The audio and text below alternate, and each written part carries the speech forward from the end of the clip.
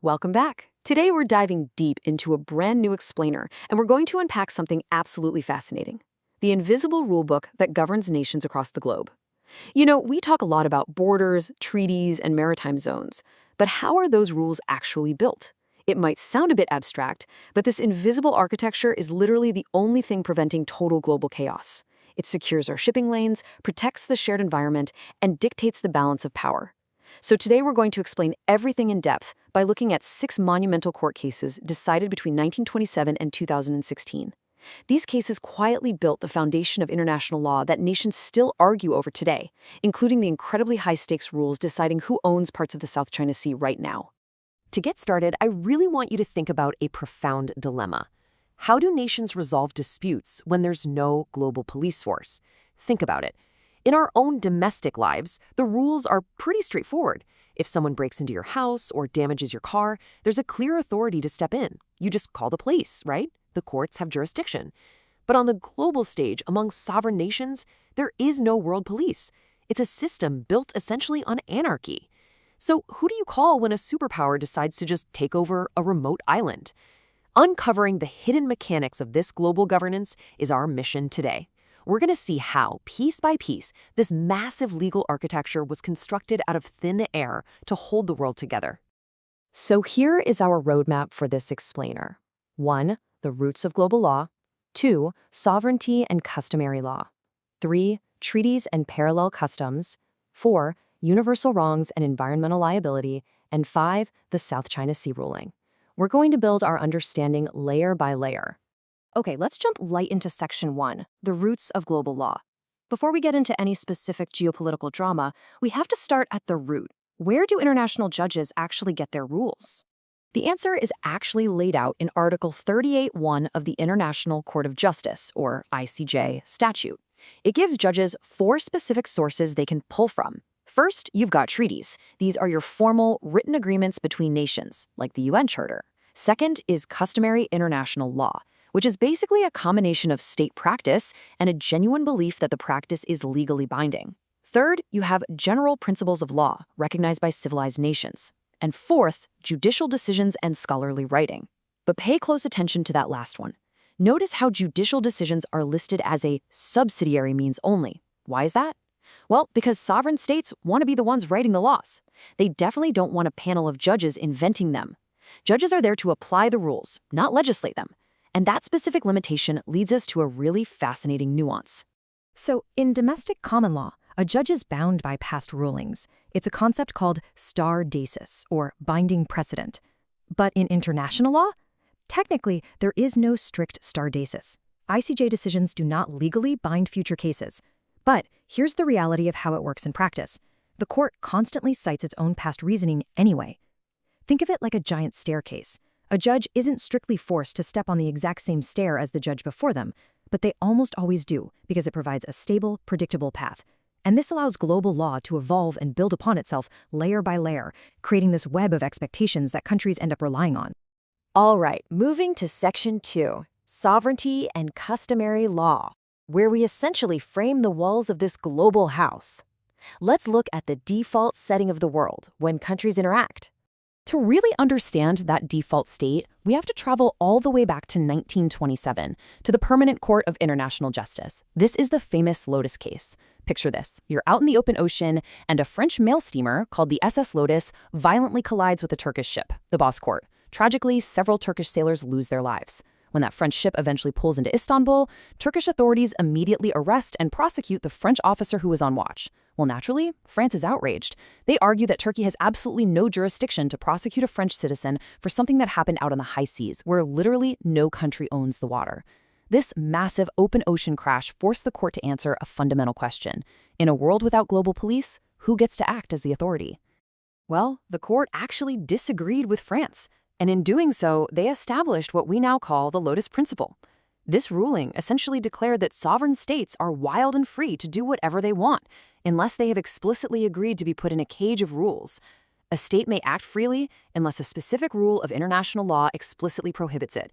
It means absolute sovereignty is the default, and restriction is the exception. That is a massive philosophical statement about global freedom. And honestly, to this day, when diplomats sit down to draft modern treaties, they are wrestling with this exact default, desperately trying to write specific rules to rein in that absolute freedom. But how do those restrictions form when there isn't a written treaty? Let's fast forward to 1969, to the North Sea continental shelf cases. Germany, Denmark, and the Netherlands are locked in a really bitter dispute over how to draw invisible lines in the ocean to divide up the continental shelf. And they care deeply about this because the North Sea floor is absolutely packed with highly lucrative offshore oil and gas. Now, Germany hadn't actually ratified the primary treaty dealing with this issue, so Denmark and the Netherlands argued that the specific mathematical method for dividing the shelf applied to Germany anyway. Why? Because they claimed it had become a custom. They argued it was an unwritten rule so common that everyone just had to follow it. This argument forced the ICJ to define exactly how an unwritten custom transforms into binding enforceable law. They established an absolutely crucial two-part test. For a rule to become customary international law, you need Step 1, state practice. This is the objective element. States must actually be doing the thing out in the real world. But a mere habit isn't enough. It's kind of like a shortcut path through a park. State practice is people actually walking on the grass. But you also need Step 2, the subjective element. The people aren't just walking there for fun, they're walking there because they genuinely believe it is an official designated path. And this subjective belief brings us to a deep legal concept called opinio juris. It requires states to act with the belief that their practice is legally required.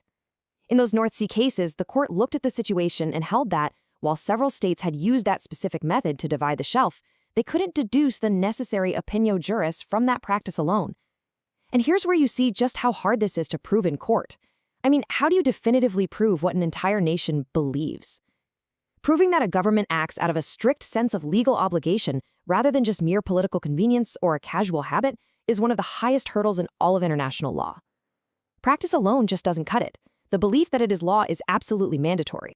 So that brings us to Section 3, Treaties and Parallel Customs. What exactly happens when the written rules and these unwritten habits crash into each other? The answer to that clash is brilliantly illustrated by the 1986 case of Nicaragua versus the United States. Let me set the scene for you. It's the height of the Cold War. The U.S. was funding and supporting Contra rebels against Nicaragua's government, and they had even covertly laid underwater mines in Nicaraguan harbors. So Nicaragua took the U.S. to the ICJ. Now, the United States thought they had found a very clever legal loophole here. They tried to block the case entirely by limiting the court's jurisdiction over claims based on the UN Charter, which is, of course, a treaty. But the court essentially looked at them and said, nice try. You escaped the treaty, but you cannot escape the universal custom. The prohibition on using military force and intervening in another state's affairs already existed in customary international law. So losing access to the treaty didn't shield the U.S. from the parallel customary rule. The systems run at exactly the same time. Moving right along to Section 4, Universal Wrongs and Environmental Liability. Up to now, we've only looked at countries fighting one-on-one. But what about duties owed to everyone? In 1970, a case called Barcelona Traction came before the ICJ. On its face, it was just this incredibly dry corporate dispute about a Canadian power company operating in Spain and whether Belgium could step in to protect its Belgian shareholders. The court actually ended up saying no to Belgium, but, almost in passing, buried deep in the ruling, the court quietly birthed a monumental concept: erga omnes.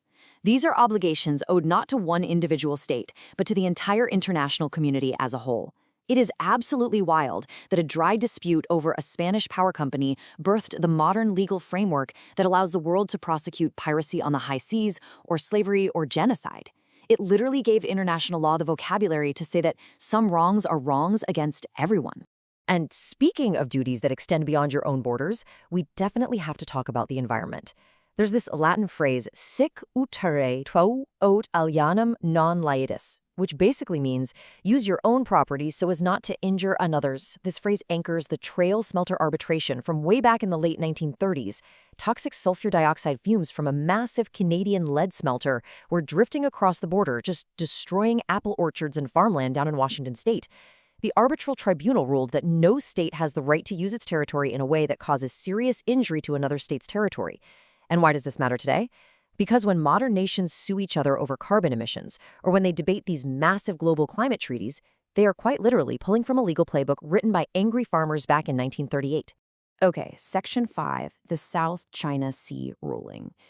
Let's take all of these invisible building blocks we've just discussed and drop them directly into one of the most dangerous, high-stakes flashpoints on Earth right now. Just watch how all of this compounds. We start with absolute sovereignty as the default in Lotus. Then you add the duties to not harm your neighbors from Trail Smelter, the strict, demanding rules for unwritten custom from the North Sea cases, the universal global obligations of Barcelona Traction, and the inescapable parallel customs from Nicaragua. Nearly a century of this compounding, foundational legal logic, culminated directly in the massive 2016 Permanent Court of Arbitration ruling on the South China Sea, a landmark case between the Philippines and China. So what did the tribunal actually rule? Let's unpack this in depth because it's crucial. The judges applied the United Nations Convention on the Law of the Sea, known as UN CLOS. The tribunal found that there was absolutely no legal basis for China to claim historic rights to resources inside their so-called 9-line, wherever those claims exceed the strict entitlements granted by the UN CLOS Treaty. Furthermore, the tribunal ruled that you cannot just draw a giant box around a scattered group of islands, like the Spratlys, and claim the waters collectively as a single unit. Finally, and this is key, it ruled that none of the land features claimed by China in the area qualify as fully fledged islands for UN CLOS purposes. And what does that mean in reality? It means those rocks cannot generate an exclusive economic zone, or EEZ. They simply do not get that super valuable 200 nautical mile radius of exclusive fishing rights or offshore oil drilling rights that true islands get. Now, on the other side of this, we have to look at China's position.